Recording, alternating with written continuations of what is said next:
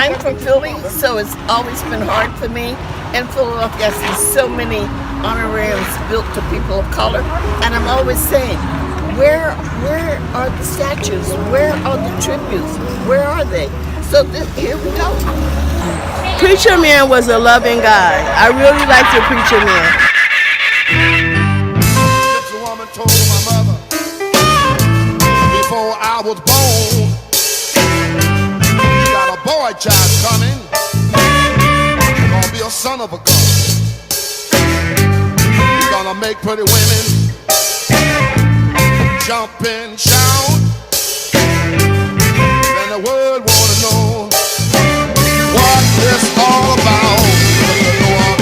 Some people out here didn't know what Preacher Man was about, but you know, Preacher Man used to walk up to me and be like, here, take this like lottery ticket, you know, you're gonna win one day. And I never took it, but I always used to stand there when he reads the Bible script.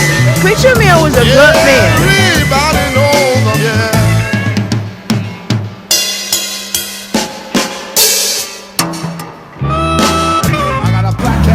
If people, I mean, some people probably thought he was like, oh, he's just on the street or whatever. Preacher Man was a good man. If you didn't have nowhere to go, sometimes he didn't have nowhere to go. I bet you he'll bring you somewhere and you'll be safe. Preacher Man's a good man. By my hand, and the world will know that I'm the hoochie man. You know I'm here. Everybody knows I'm here.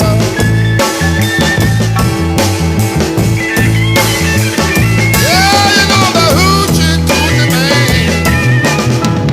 Everybody knows I'm here.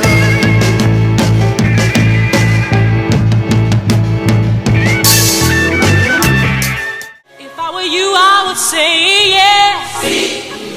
Speak, Lord. Preacher Man. Everybody knew Preacher. You could see him on any given day standing on the corner of Oak and State, Mill and South Main Street, passing out numbers, scriptures, asking for donations. The donations? A small portion was kept by the preacher for his needs, but the lion's share went to others for their needs. The kind of heart that Preacher Man had. There was a time we were at his sister's house, Michelle, and you know, him being on the street and you know, asking for money. The time we were at Michelle's house, my cousin Kim's son had came up, we were over there, and you know, you're thinking he doesn't have any money. He came back, he knew we were all over there, we were having fun. My cousin Kim's boys were up here from Boston. He came back with a 6-pack of beer and was like, here, this is for y'all, have fun.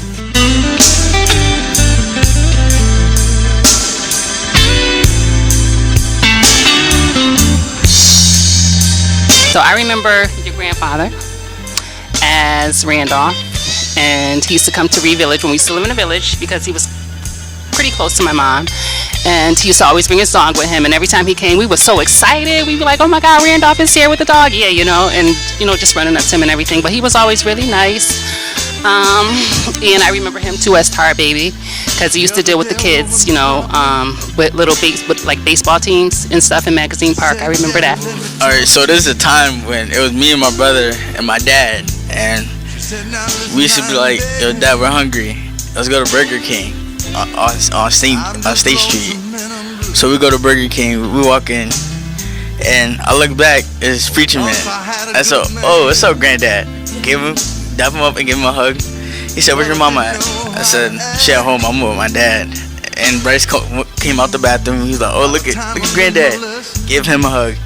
Then I guess we looked up, and the cashier at Burger King, he was like, yo, Preacher, want a burger? And Preacher was like, yeah, but I don't got money. And he went and grabbed the burger and threw it at Preacher Man. He said, here. And he was like, thank you. He was like, it's all the love, all the love.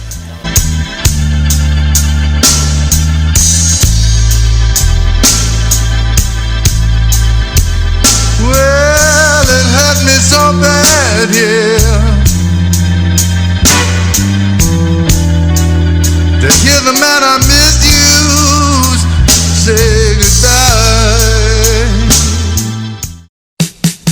Don't be trying to hide.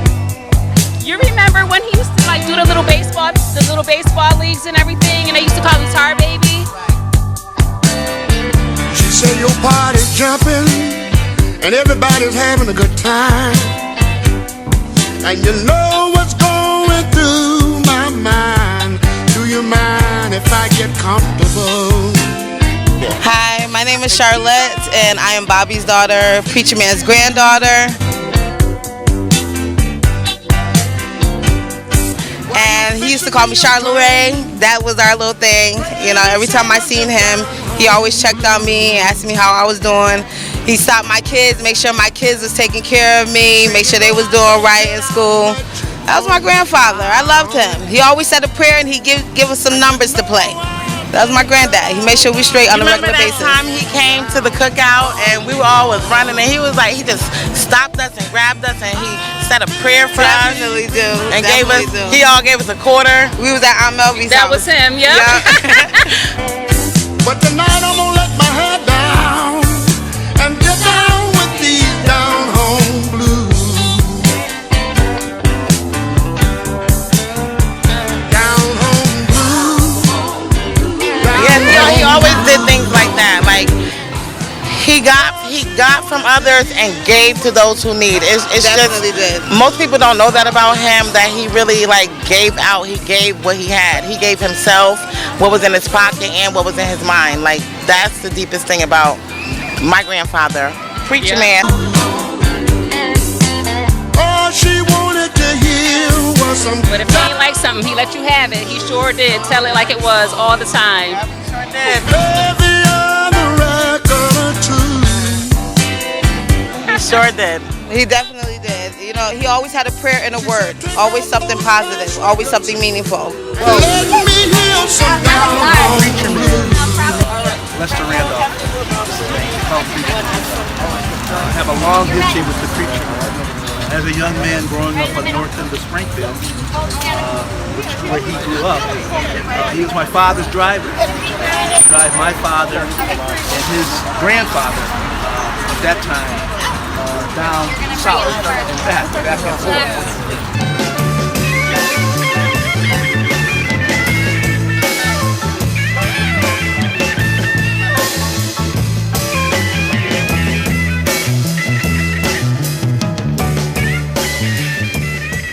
Father's best friend. I was a kid. He used to take them down south every single summer. They get in my yard on 61 Essex Street. They come out of the house. My father was station wagon. Earl, your grandfather, my father, get in the car. Lester would take them, drive them down south, where they hung in the back seat. Okay? Now that's the real history that I know. Beautiful person, worked for the city, way back before y'all were even born at this time, okay? Then after that, Reed Village, remember that? Football. You remember baseball? You remember all that? I was out there running. Okay, I'm just telling what he did. So that's the real history. And he mentored me all of my life. When I was a probation officer, he'd write me notes, quote scripture, send me 2 pennies for good luck, because he was that close to me. So when I say real history, that's what I mean when I say real history. The man was an icon in the city.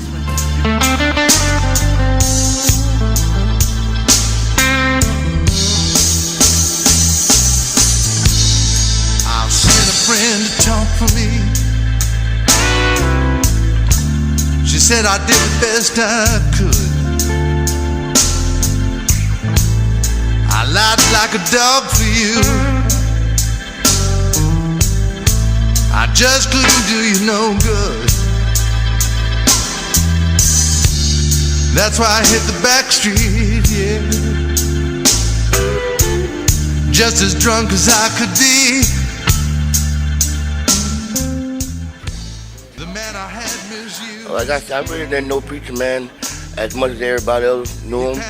I just knew him. I was giving me tickets every time he see me. He gave me a couple of tickets one time. I played. I missed by one number. Then one I supposed to play, I never played, and the number came out. So if I would listen to him, you never knew. I probably wouldn't be here right now. I probably be made. I been a made man right now, you know. But he never said nothing bad to me, never said nothing bad to my kids when I was with him. He always treated everybody with mad respect. So I guess that's why the neighborhood loved him, you know. He was a real good dude. The little time I did know him, I ain't know him much, but the little time I did meet him, he was a good dude to me. So. Born Randolph H. Lester in a small town in Georgia, Preacher was a man's man. Now this is a story. I went in the military when I was 17 years old. I graduated on June 7th, and I went in the military on June 9th. So after being in the military probably for a month, and my dad was on his way to Florida. And so he came down. I was in Fort Dix, New Jersey. He came down there on his way to Florida. And he came down there, and I don't know how he found me, but he found me, and he walked in the barracks, and he walked right past the drill sergeants and to where I was. And you know, he was a big dude. He was a big dude with a voice. So he could be a drill sergeant. He had a drill sergeant voice. So I thought he was coming to get me because I wanted to get out of the military at that time. But unfortunately, he didn't. He told me I had to stay there. That was probably the best decision that he could ever made that affect my life.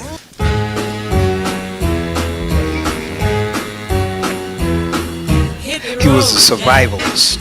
Preacher was a man's man, a survivalist. But his heart was for the people. What you say? Hit the road, Jack, and don't you come back no more, no more, no more, no more. Hit the road, Jack, and don't you come back no more.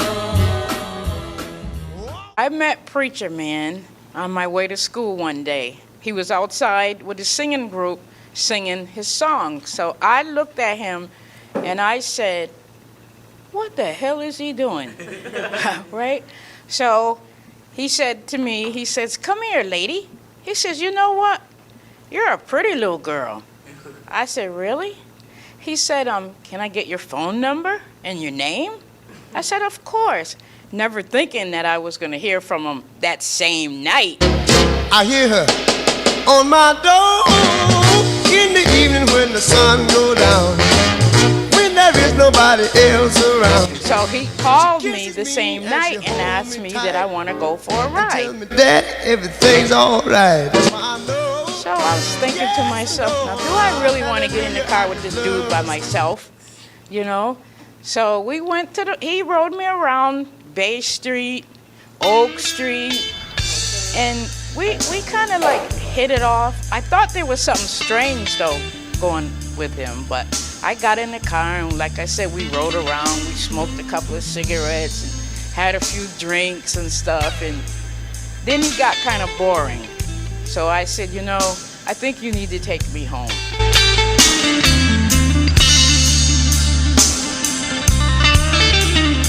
Right? So we went home the next day. I got ready to come out my house to go to school, and there he was in front of my house waiting for me to give me a ride to school. Well, I got a woman way over town that's good to me. Oh yeah, say I got a woman way over town, good to me. Oh yeah, she give me money when I'm in need. Yeah, she's a kind of friend indeed. I got a woman way over town that's good to me. So he gave me a ride to school. Oh, yeah. The school day went on. I got ready to come out of school. I looked outside. There he was, out in the front of the school, waiting to give me a ride home. And each and every day from that day on, he took me to school in the morning and he picked me up to make sure I got home. So, I remember one day, it was me, my mom, my brother, and I think it was my grandma. We was sitting on the corner of State and Oak talking to Granddad, and he gave my mom like 2 tickets. And as we were gonna pull off, you know how he has his little cup of money. As we were gonna pull off, I had the back window was down, and he dumped a cup of money into my lap. So I sat around with a pool of coins sitting right between my legs, and that honestly made my week. You know, like. So you tell me all the money he Yeah, he took his little share out and then dumped it in my lap.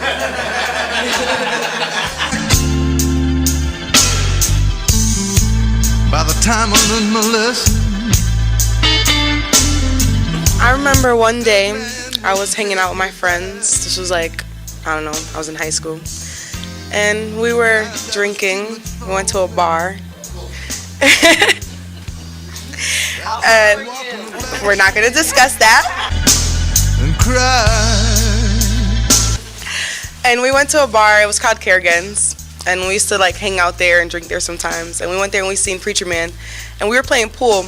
And he swore he could beat everybody. So he came over and kind of like took over our game and introduced himself. And we were like dancing and laughing and talking. And he bought us drinks. And then he made us buy him drinks. But it was nice. He had fun. And then he gave me like these, this like paper with these numbers on it to play the lottery.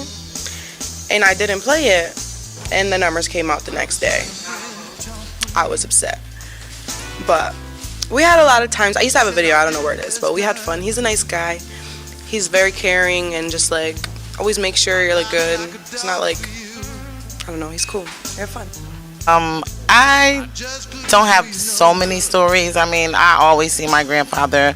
Whenever I see him, he always know who I am, Bobby, and I always show him love. He show me love. But back in the younger days, when I was a little younger and a little bit more immature, I remember coming out, first driving on the PBTA bus, and I would be coming from high school, so I must have been maybe 13. And we would be on the bus. I'm in the back of the bus. I hear the voice. I hear that deep voice, and then I see my tall grandfather coming up. And I jump off the back while he comes up the front. And, you know, over time I shouldn't have been like so embarrassed. It was just the immaturity. But after a little while, I realized how respected he was and how he wasn't really bothering nobody. And everybody loved him. So that was a good thing.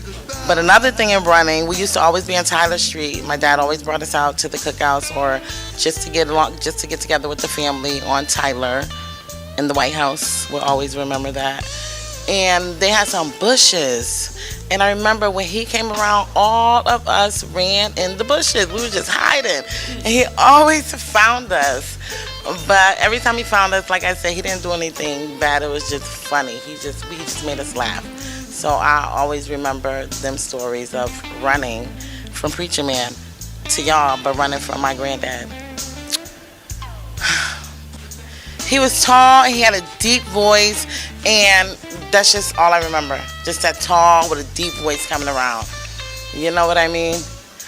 And then after some time, when, you know, I don't know if, well, it is part of his life. It did happen in Springfield. Somebody threw acid in his face, and it hit his eyes. And yes, so somebody had threw acid at him, at my grandfather, and it hit him in the face and it messed up his eye. And that is how his eye got like that. But even though I knew that, it still also scared me a little bit too. I don't remember exactly how old I was when that happened. I don't remember. I just know it was in my younger days. But he never scared us intentionally. Okay? Never scared. We were just like young and immature. You know what I mean? But as growing up, it's weird because we were a little bit scared of him, but my kids coming up were never scared of him. And they, you know, maybe because we knew him before his eyes was like that, and then, you know, we had this kind of reintroduce ourselves to that part, but my kids were never, ever, ever scared of him. Actually, they just show love every time they see them. And he would give them money, I would give him money, and he would give them money.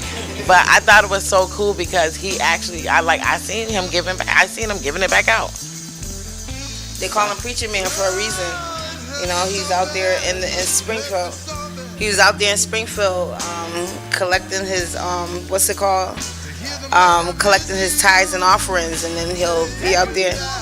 That basically that's what I'll say, tithes and offerings, because he'll turn around, and if somebody else needs that money, he'll turn around and he'll give it to them. So I mean, basically he was out there doing his little collections, but it wasn't all for him. Like my son said earlier, as we were pulling off, he poured the whole cup of change into the car for his grandkids, for his great grandkids. The whole cup. The whole cup. After he got a couple bills out, like you said.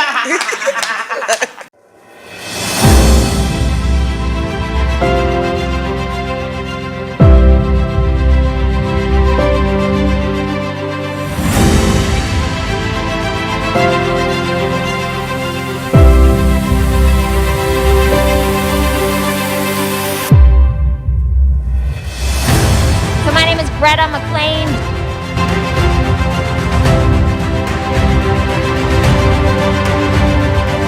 I'm a muralist, and I'm from Minneapolis, and my specialty is doing community muralism, and specifically the parachute cloth method. And it's my total honor to be back here in Springfield, Massachusetts, doing a mural of the Preacher Man. I was contacted by Britt Rue, who represents Commonwealth Murals, and actually brought me in for Fresh Paint Springfield last year to do the mural at Chestnut Towers, which again was my total honor. And one of the things that I brought with me was this parachute cloth method technique, which is where we put everything on pieces of canvas and then install it like permanent wallpaper. We're super into that because it allows like so many more people to participate, and also, so it's just like all about community, getting as many hands in the mix as possible, stretching our mural season, and expanding what we can do with murals. So for this project, not only was I invited to paint Preacher Man, which is just he's a complete icon of Springfield, and again, my total honor to be here, but also got to train 4 local artists in the parachute cloth method. So we've been using this mural also as a teaching mural, teaching Emma, Andre, Martin, and Frankie how to do the parachute cloth method so that we can seed more projects like this here in Springfield. My name is Emma. I am one of the local artists working here on the mural. It's been an honor to have been selected to help out and volunteer, and it's been an incredible pleasure, mostly because the entire community seems to be coming out here and just telling us stories about Preacher Man and what a genuine guy he was, all of the funny things he used to do around the community, and they just have so many wonderful stories.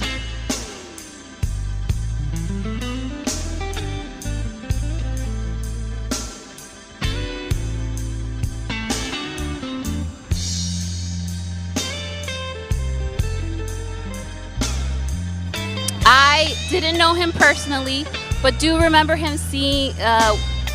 I do remember seeing him around, and he was just always a light. He was always a light, and had incredible energy, and was funny. And I appreciate that the community has taken the time to do this for him and for his family.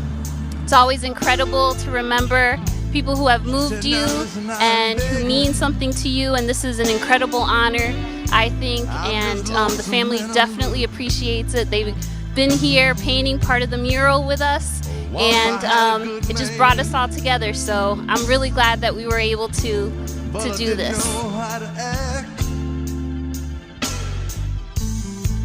By the time I learned my lesson, a good man wouldn't take me back. You know, he was an incredible individual, so I think it really spotlights him. It shows that he was very meaningful and moved a lot of people and meant a lot for a lot of people.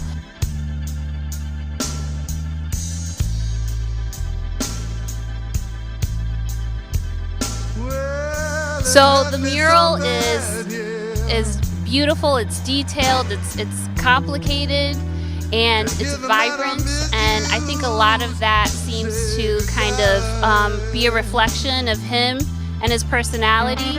And I was I was really happy to see that we were able to kind of bring that into the mural and represent who he is as a person through art. She said I did the best I could. I lied like a dog for you. I just couldn't. My name is Frankie Barrero. I'm one of the artists here, and been working on Preacher Man since yesterday morning. So a bunch of hours, and working on this man here, the Preacher Man. I didn't know him personally, but he's a legendary figure. A lot of people ride by and they honk the horn. They all know him. They have a story about him. So it's a pleasure to take part in this. It's a privilege that I can be a part of that legacy here, working on this mural, and getting the community involved is pretty cool.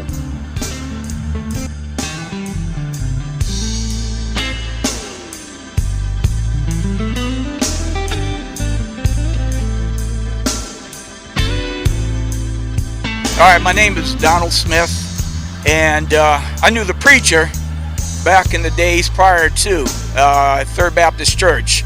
I was a member there, and I remember he used to come in, and he'd always go and sit in the back of the church all the time. He'd sit somewhere in the back there, and the thing that I remember was that when others were sitting around basically sleeping, I shouldn't say that, but he was focused.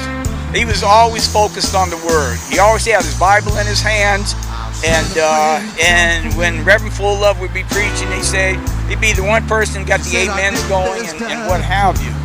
And I remember I always wore this brown suit all the time, and he had himself looking good and kept and what have you, And so then he started coming in as the preacher, and still, he's sitting in the back and what have you. But those are my earlier memories of him.